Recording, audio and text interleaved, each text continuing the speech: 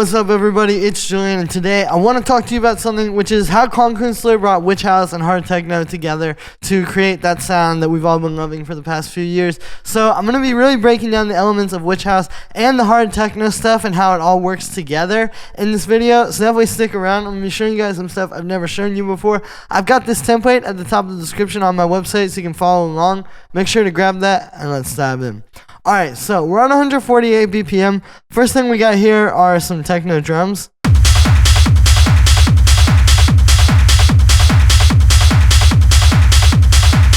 And yeah, I can show you how these are all broken down. It's mainly, I want you to hear though, like where they fit in the mix, you know? If you listen, so for example, the rumble doesn't really have too much mid-range. Like, it's really just like a kick, and then there's the bass that's getting created on top of it. The drums are like really in the high end, like even, you know, our rave loops are not really gonna fight the mid-range too much. And the reason for all this is because we need this to work with a respace. So check out if I take like the rumble, for example, and I get rid of the filtering and make it more like mid-rangey. See, it's all clashing a lot more. So that's the first thing when it comes to this, is like understanding that the witch house elements are gonna add a lot to the frequency spectrum, and so you don't want to have a lot of clashing stuff. So like when you make your kick here, like it's just a fat kick. We have a nice delay rumble, right? So just a bit of delay. Distorting it and then filtering it. And then side chaining it, and then the whole kick is getting high passed a little bit as well at the end. You know, we're not doing a whole lot of extra like mid-range rumble and all that kind of stuff. It's just really clean and simple. And then same thing here, our hi-hats. I did layer 2 hi-hats here.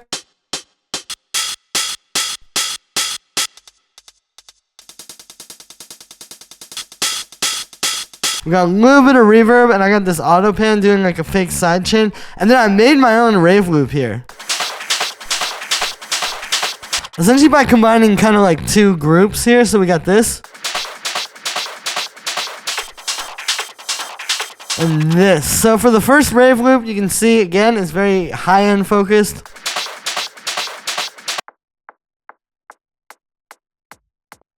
So you can see the little details here. I have like a little ghost kick. We have some shakers.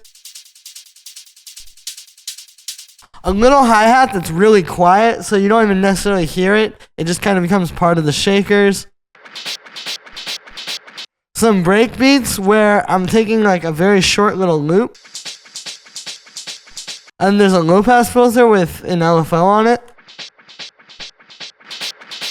And then some overdrive plus this. Just these little rolls and then a snare. Which is being distorted and filtered to just create that little. So then we have that loop. Plus this one. Now with this one, it's pretty similar stuff going on. So you can see again, we start with a kick. That's getting filtered, plus our hi-hat.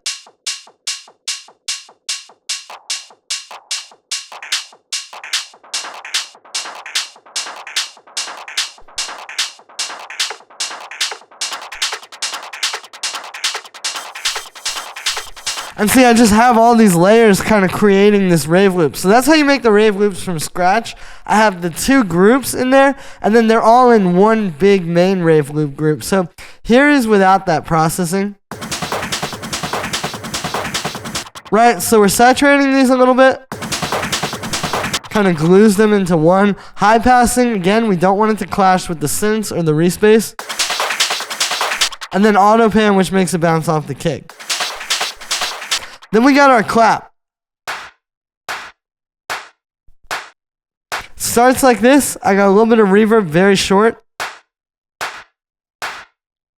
34% wet distortion, and it's just that perfect smack to sit right on top of the mix without being too much. This is another one where you can get into the trap of like over distorting it and kind of messing it up and getting in the way of the synths. So then when it comes to the witch house stuff, really the synths are what give it that.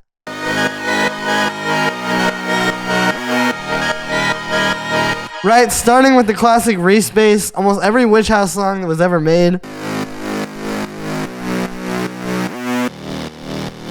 has a Reese bass like this. And this one, we're in the key of D sharp minor, and we're going 4, 6. That's another 6 up there, right? It's the same note, just an octave up. And then root. It kind of works its way down.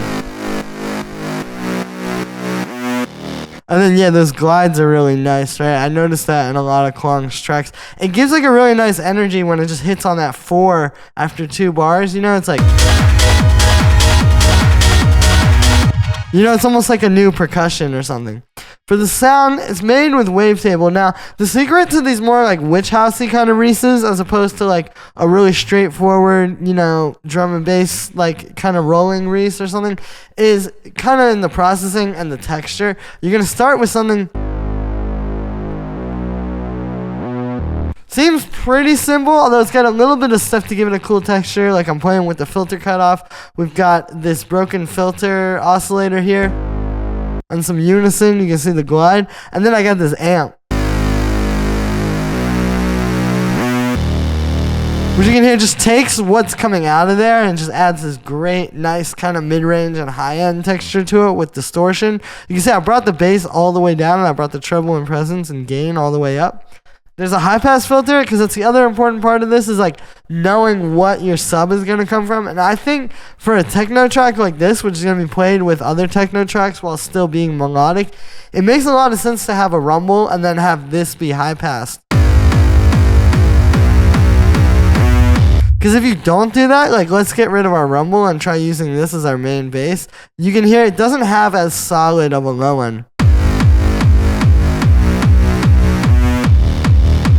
Right, like maybe for a houseier type of track, but for techno,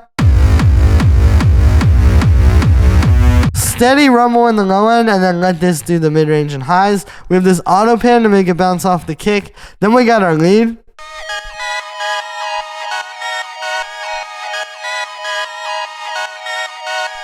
So, we got this little pattern here. Again, we're in D sharp minor. We're going root 4, 6, root 4, 5. Root 3, 5, root 3, 4. So it's kind of like walking down like that, right? As far as the actual sound goes, it's made with meld. So just straight out of the synth, it sounds like this.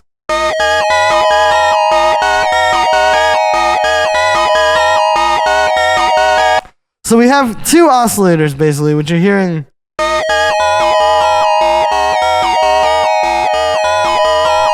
Right, and you can see I have these LFOs and stuff kind of moving like that D tune.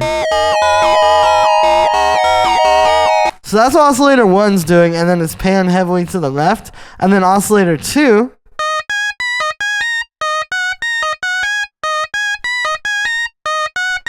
you know, it's a lot more straightforward. And then that's pan heavily to the right. You put those together. And this is why I like meld, is you can get these like crazy weird synth textures by having the different oscillators have the 2 different envelopes and LFO matrices or matrices. Then we got a bit of echo, some reverb, and kind of it sounds really dreamy with those pitch bends too. High pass, and then the side chain. And then the other part of this that's very witch house is this pad.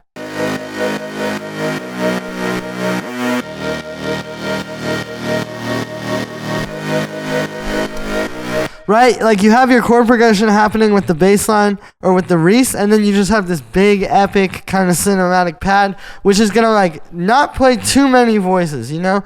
We just got a root note and then a root note up here, and then it's going 6, 5, 3.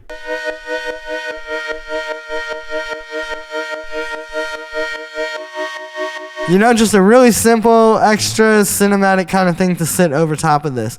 As far as the sound on this one, we've also got meld. So I've got this fold FM and this noise loop. So here's the first one.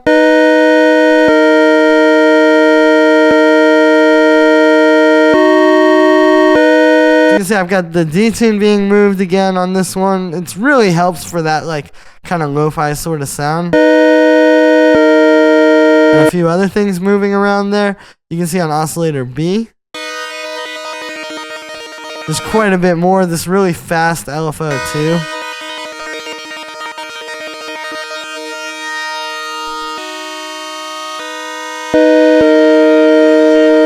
And then yeah, you put those together. I've got a little bit of that poly on 3. I've got some reverb,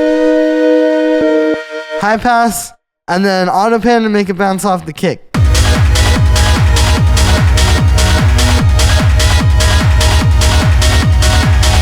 And that's gonna be it for this one, guys. I hope you enjoyed. Make sure to like this video as well as subscribe, and let me know what you think of this video in the comments. Like I said in the beginning, you can get this full template at the top of the description on my website. Make sure to go grab that so you can make the best track of your life today. I promise if you use this, it'll really help you make your next track. Thanks for the support, everybody, and I'll see you tomorrow with another video.